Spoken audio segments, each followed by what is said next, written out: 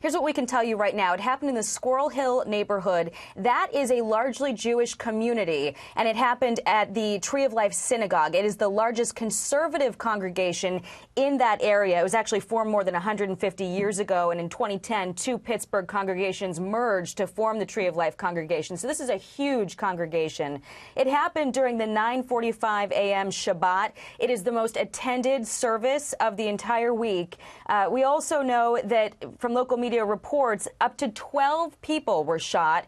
We're hearing 8 are confirmed dead. 3 officers were also shot, and hearing that some officers who were responding to the scene were forced to even use their vehicles as a shield. We're hearing that the shooting happened in the basement of the synagogue, and people were found both in the atrium and in the basement.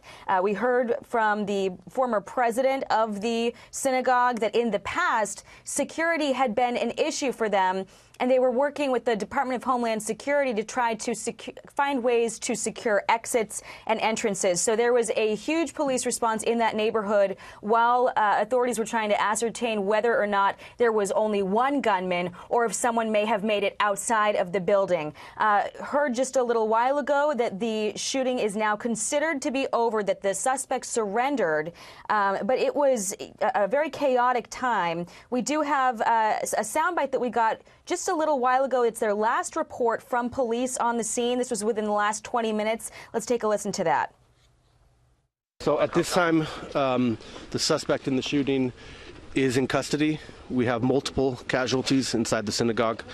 We have 3 officers who have been shot. And at this time, we have no more information because we are still clearing the building and trying to figure out if the situation is safe, if there are any more threats inside the building. So that's all we have at this point, but the shooter is in custody. We have multiple casualties and 3 officers shot. Thank you. Can you take a step-by-step? No, I can't take you anything right now. We're being told. I can't. So we know that the governor and Senator Bob Casey are heading to the scene right now.